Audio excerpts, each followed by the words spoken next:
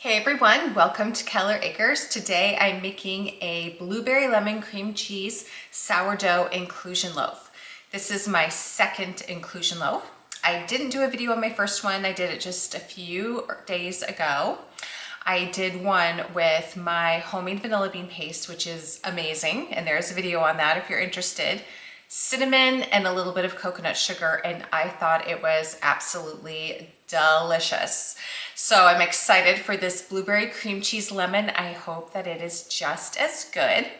I mixed my dough for this bread yesterday. So it already proofed on the counter yesterday, overnight in the fridge, and again on the counter for several hours today. So I'm ready to go ahead and just show you how to do the inclusion part. The exact recipe for this bread will be in the description. So I will let you know exactly how I made it. And I did it, just like you normally do your sourdough. This is a little different recipe. It does have some honey and some olive oil in it. But other than that, everything's the same. You still want to do your stretch and folds and all of that. So you're going to want to put your bread, once you get it to this point where you're ready to add your inclusion, you're going to want to go ahead and lightly flour a surface. I've got my pastry mat. This works really great for this. Just got a new one on Amazon. These are really cheap on Amazon. I had a super nice one from Pampered Chef, and my husband and I both ruined it with a knife. Do not use a knife on your pastry mat. We learned the hard way. Okay, so again, lightly flour your surface or your pastry mat. It can just be your countertop too. And we're just going to shape this into a rectangle.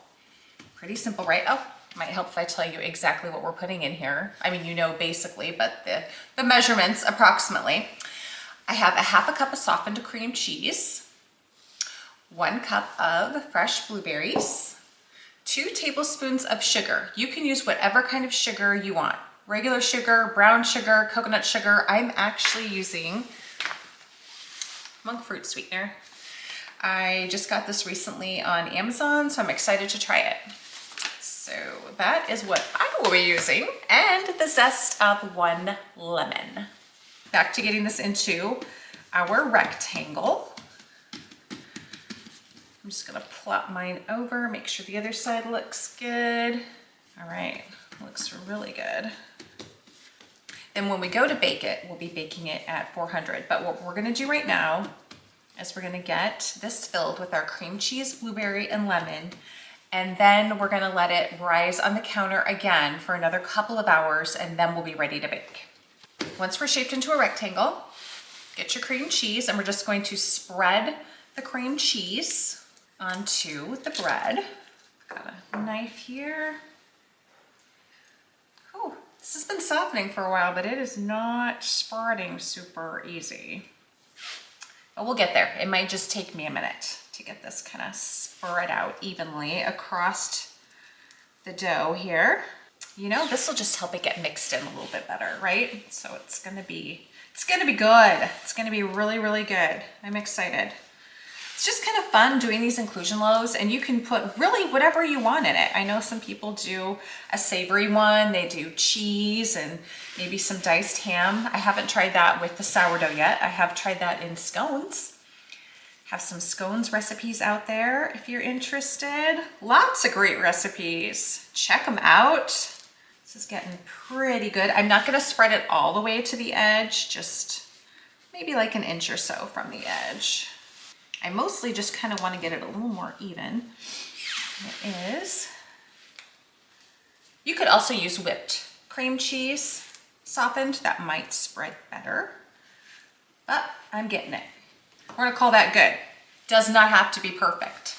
Next, I'm gonna sprinkle on the sugar over that cream cheese. And then I think I will take my knife again and spread that sugar evenly over the cream cheese.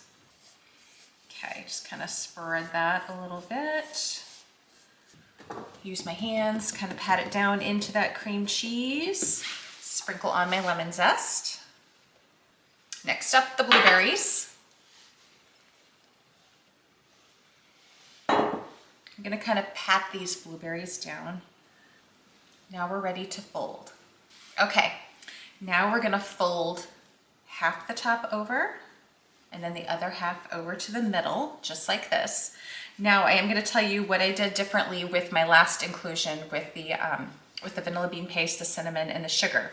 When I got to this point, I put another layer on. So I spread another layer of that vanilla bean paste, sugar, and cinnamon.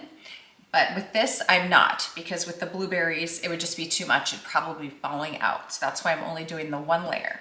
But you can do that with other things. So just so you know. Now we're gonna go ahead and roll it up. Just like this. Shape it back into a loaf. And have your loaf pan greased and ready to go. I can feel those blueberries, it's kind of funny.